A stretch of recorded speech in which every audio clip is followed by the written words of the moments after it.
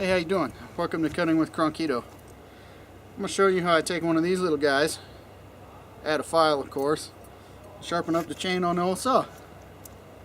Come on. Before we get too carried away here, I want to give you a couple of tips that work for me. Give them a try, maybe they'll work for you too.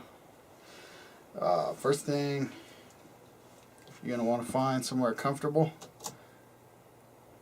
A good work area. I think I've got a pretty good spot here.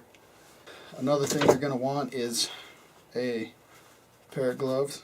Keeps your fingers from getting all scratched up and stuff off the chain. Of course, you're going to want your file. You got to make sure you've got the right size file. You use the wrong size file, you'll mess up your chain. I probably do things a little bit different than other people, so might work for you if you try my technique. It might not. Tighten your chain up a little bit, probably more than you would normally use it. That'll help the chain from twisting when you're filing. It'll help keep it lined up nice and straight. One of the things we're going to look for is consistency. The more consistent you get it, the smoother it'll cut. Like if you have one tooth that's yay high and the next tooth is yay high, this one's going to grab and this one might not even touch the wood. So you want them consistent. And over the life of the chain, if you sharpen it consistently, it should pretty much keep the tooth height and the length consistent. Who cares? Let's cut some teeth. I'll be right up front with you. I don't like using these, but they do have some advantages. They've got the, let's see, there you go. They've got the marks on them for different angles.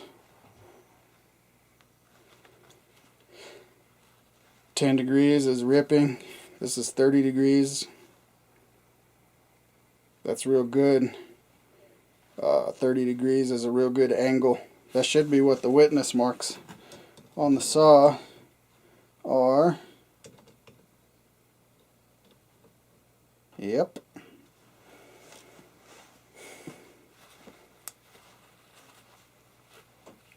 This one screws on, holds it nice and steady. They have a handle. This is the boss's. He uses it, pushes with it. I still pull.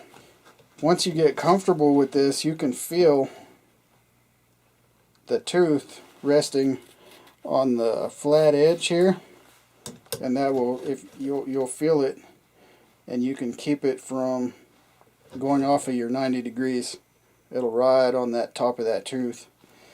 Good thing about these, you have to have the right one for the file you're using, because it is grooved. You can see right here it's grooved, so when you set this on the tooth, it also sits on this little tooth here. Your depth gauge, it sits on your depth gauge and your tooth, and it rides on there, but it sets the correct depth in the tooth, whereas when you're using just a file, you don't have that, so you gotta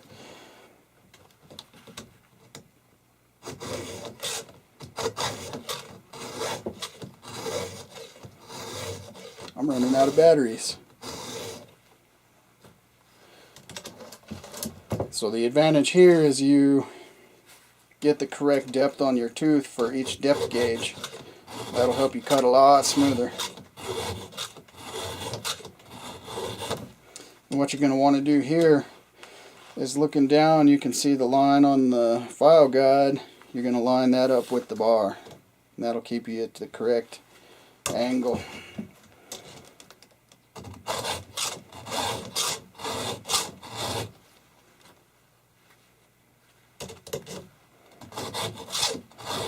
We're still maintaining that 90 degrees to the bar and that 30 degrees.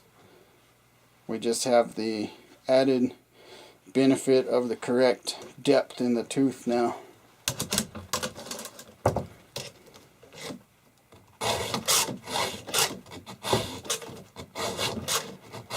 I'm still pushing on the chain to keep it from bouncing around on me. And each time I'm looking through the line and lining it back up with the bar so I get the right angle of cut. Let's move up to the table again. So here we are on this side.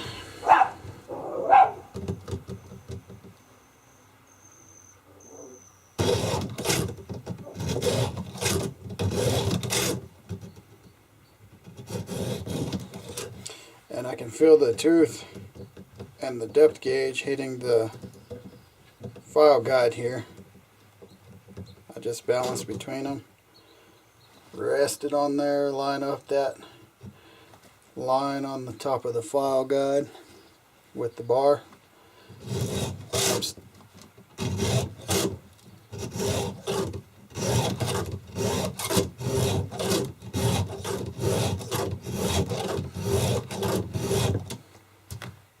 Ta-da!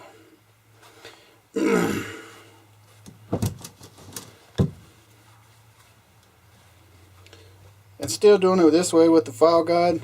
I'm still positioned directly above the tooth so I can look down and see what I'm doing.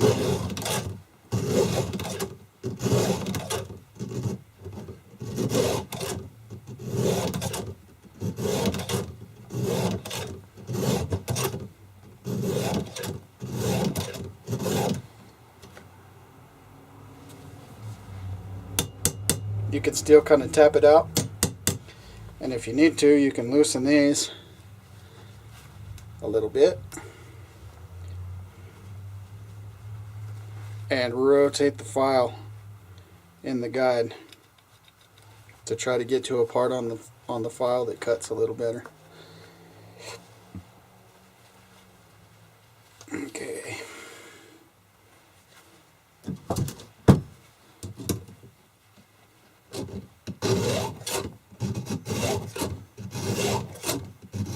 Yeah, that cuts a lot better.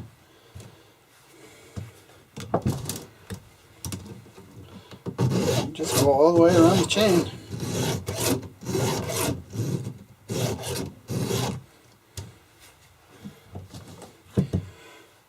Like I mentioned in the other video, if this was a good chain that was going to go to work, I wouldn't be filing more on one tooth and less on another tooth. I'd keep it real consistent. I'd keep it where I took the same amount of material off of each side, left and right, as well as off of that, continuously off of that whole side. The goal being to have all your teeth the same angle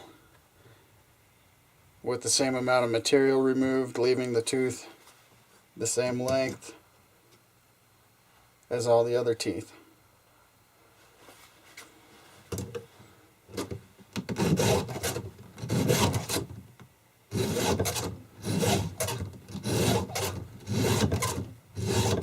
You can hold the file the same way, and you feel when your finger runs into the bar, into the chain, you'll know that's where to stop.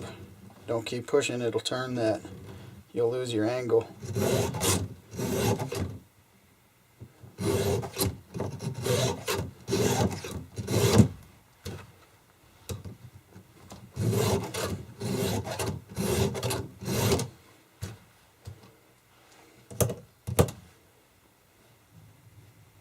That's about all there is to it.